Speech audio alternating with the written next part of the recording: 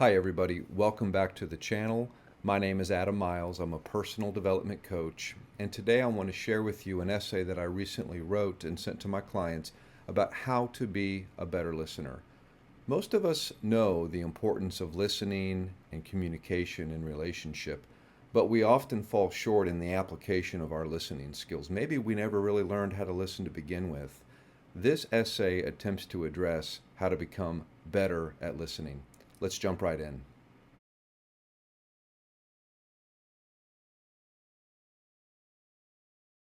How to be a better listener, a deep, practical guide to the inner work, obstacles, and real strategies behind transformative listening. Most people want to be better listeners. It's one of the most common goals that I hear from clients, and one of the things most couples say they want to improve. But the desire itself is usually vague. We say, I want to be a better listener, the same way we say, I should stretch more, or I should be more patient. It sounds admirable, but the reasoning behind is usually thin. We tell ourselves listening is a polite thing to do, or the mature thing, or the expected relationship skill. All of those may be true, but they miss the real point. Listening is not a virtue. It is not a soft skill. It is not a societal nicety. Listening is the primary tool that allows two nervous systems to connect together. It is the foundation of intimacy, psychological safety, emotional regulation, conflict resolution, and personal growth. When you understand what listening actually does, it becomes obvious why relationships collapse without it, and why your own clarity and well-being depend on it more than you realize. Most of us drastically overestimate how well we listen. Studies out of the University of Minnesota show that the average person retains only about 25% of what they hear. During a 10-minute conversation, our attention spikes and crashes like a volatile stock chart. We drift, we get triggered, we form rebuttals, we think about ourselves, we rehearse the next line, or we retreat into our own memory. What passes for listening in most relationships is really a juggling act of half attention mixed with self-protection. But real listening is something entirely different. It is an act of presence. It is a form of service, and it can transform the emotional climate of a relationship faster than any communication technique or conflict strategy ever will. Harvey Jackins, founder of reevaluation counseling, taught that most of a person's confusion comes from accumulated emotional tension. He believed that people think more clearly when they have the chance to express themselves in a warm, non-intrusive atmosphere of attention. This simple idea sits underneath every effective therapeutic approach we use today. Bessel van der Kolk, author of The Body Keeps the Score, notes that trauma heals in the presence of a regulated, attuned nervous system. Daniel Siegel, the pioneer of interpersonal neurobiology, teaches that integration happens when we feel seen, safe, soothed, and secure. And Carl Rogers, the father of humanistic therapy, famously said, when someone really hears you without passing judgment on you, without trying to take responsibility for you, without trying to mold you, it feels damn good. Real listening allows a person to become clear, and a clear person is a powerful person. Here is where the paradox kicks in. The clearer I become, the better listener I become. And the better listener I become, the clearer I become. Listening is not a one-way act.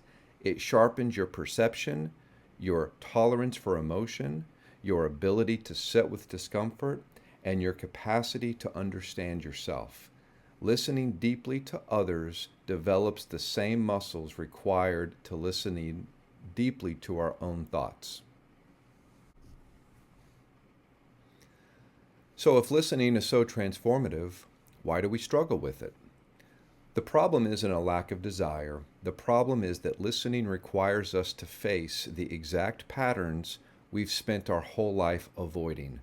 Good listening demands self-awareness, emotional regulation, curiosity, patience, humility. It presses against every reflex we have for control, to fix, defend, or protect. In other words, the obstacles to good listening aren't technical, they're psychological.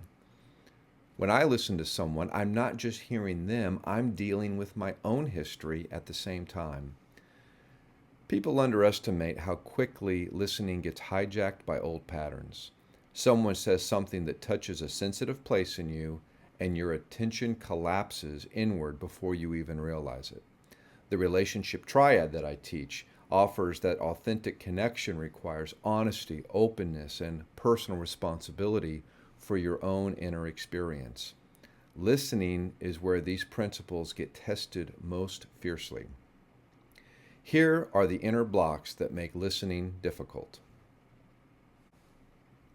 You get triggered, not because the other person is wrong or hurtful, but because their words activate old fears, insecurities, and unfinished emotional business for you. In that moment, you stop hearing them and start hearing your own internal alarm system. You switch into self-protection. Your mind scrambles to defend, to explain, to rationalize, or to prepare your rebuttal. Your attention is no longer relational, it is survival-based. You get overwhelmed. The emotional tone of what they're expressing feels too heavy, too messy, or too intense. Your system wants out, so you tune out. You hurry them along, or you jump into fixing things in an attempt to calm yourself down. You slip into familiar roles: caretaker, fixer, problem solver, analyzer, teacher, placater. These patterns look like support from the outside, but inside they're driven by anxiety and a need to feel useful, in control, and safe. You think you already know what you're going to say, so you stop listening with curiosity and start listening on autopilot. Gottman's research calls this preemptive defensiveness, and it kills connection. You personalize what isn't personal. Instead of hearing their experience as information about them, you hear it as commentary about you. This is where listening collapses into self-referencing. You start managing their emotions instead of hearing their words. This is the caretaker pattern. You leap in to soothe or lighten things because their discomfort feels like a threat to your stability. None of these patterns make you a deficient person, they make you human. They are survival strategies that you learned long before you had any awareness or capacity to choose differently. But these patterns do come with a cost. They block intimacy. They distort communication. They create confusion. They erode trust. And they prevent you from hearing the truth of what the other person is trying to share. This is why listening is so much more than a skill. It is inner work. To become a better listener, you must first learn to recognize your own patterns. Then learn to stay present in spite of them. The question becomes, how do we do that? How do we listen through our triggers, our emotional reflexes, our automatic roles, and the mental chatter that constantly pulls us away? We start with the simplest, most powerful shift: delighted attention. Jackins used this term to describe the quality of presence that says, without words, I'm glad you are here, I'm glad you're talking to me, I want to know you. Delighted attention relaxes the nervous system on both sides of the conversation. When someone feels your warmth, their emotional guard drops. Their thinking opens. Their clarity increases. Delighted attention is not a performance. It is a posture. It's a softening in your face, your shoulders, your breath. It's a decision to value the person in front of you, and it is impossible to fake. People can feel the difference between attention and obligation. between presence and performance. Along with delighted attention, Rogers emphasized unconditional positive regard. This is not blind approval or agreement. It is the belief that the person in front of you is fundamentally capable and worth listening to, and deserving of respect. It is trusting that their experience makes sense within the context of their life. When someone feels your positive regard, they stop bracing themselves for judgment. Their words become more honest, their emotions become more accessible, and the conversation becomes real. The next key is space. Most people never receive enough space in conversation. They are rushed, interrupted, redirected, reassured prematurely, or responded to before they have the time to express the full shape of what it is that they're feeling. I have never once had someone tell me that being fully heard made them feel worse. I have seen people leave a conversation lighter, clearer, calmer, and more hopeful without receiving a single piece of advice. All that changed was that they had the room to express themselves in the presence of warmth and non-judgment. Listening is not a passive act. It is active containment. You are holding the emotional space while the other person sorts through their thoughts. You are providing safety they need to find clarity. Psychologist David Rock describes the process in his book, Your Brain at Work. When someone feels heard, the prefrontal cortex becomes more engaged and their stress response decreases. They think better and they feel safer. This is why listening is not about fixing the problem. It's about creating the condition where the problem becomes solvable. A well-listened to person is a clearer person. And here is the self-work. As you listen, you become aware of your own inner reactions. You notice when the fixer rises. You feel when the caretaker wants to rescue. You catch the tightening in your chest that signals a trigger. You feel the impulse to defend, and instead of acting on those impulses, you breathe, you relax into your body, and you return your attention to them. This is the real work of listening, resisting the reflex to center yourself. When you stop centering on yourself, something remarkable happens. Conversations become easier, conflicts become less explosive, closeness grows, and you begin to feel more stable in your own mind because you're not constantly hijacked by emotional reflexes. Better listening develops emotional maturity. It strengthens your capacity to tolerate discomfort. It creates a deeper relationship within your own thoughts because you learn to sit with them the same way you learn to sit with someone else's. Good listening transforms relationships because it transforms you. Let's talk about the relational impact. John Gottman's research shows that couples who turn toward each other with genuine curiosity during low-stakes conversations build the foundation that protects them during high-stakes conflict.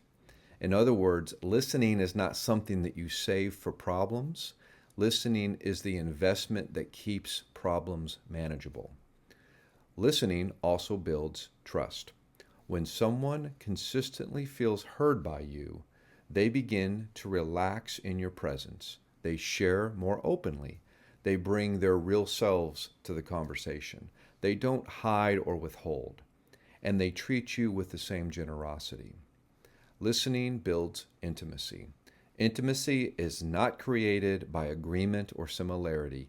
It is created when two people can reveal the truth of their inner world and stay connected while doing it. Listening builds clarity. When someone is allowed to talk without interruption or judgment, their thoughts naturally organize themselves. insights emerge, solutions arise, emotional knots loosen. People don't become wiser when they're listened to, they become more themselves. Listening builds emotional safety. When people know they won't be corrected, shamed, rushed, or emotionally managed, they stop performing and they start being real. Emotional safety is the soil that every healthy relationship grows in. Listening is the foundation of every skill people try to master in relationships: communication, conflict navigation, empathy, repair, boundaries, and closeness. And yet most people skip straight to the techniques without ever actually learning to listen. So, how do you become a better listener in real life, not just in theory? You start with presence. You bring your mind back to the person in front of you again and again, like returning to your breath in meditation. You notice your patterns. You cannot manage what you cannot see. If you are a fixer, a caretaker, a defender, or an avoider, you need to know this about yourself so that you can interrupt those patterns. You regulate your body.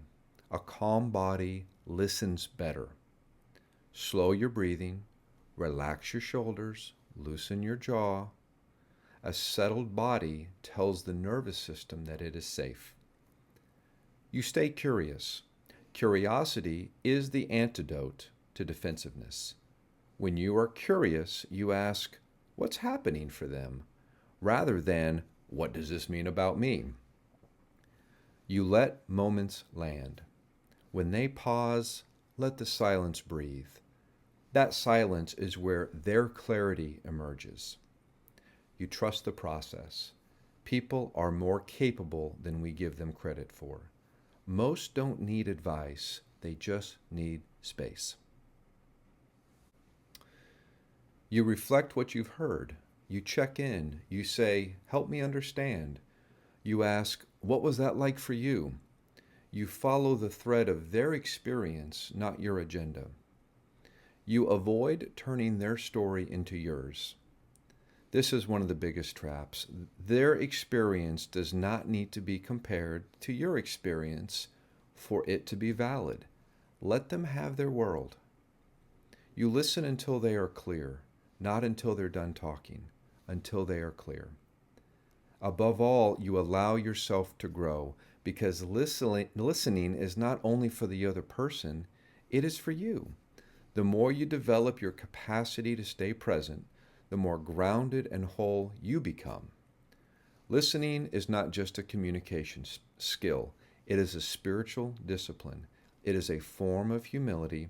It requires surrendering your agendas, your defenses, your ego, and your need to control the narrative. Better listening doesn't always make life easier, but it does make it richer. It gives you access to the depths of the people that you love. It strengthens your inner stability. It increases clarity on both sides, and it changes the emotional climate of your relationships.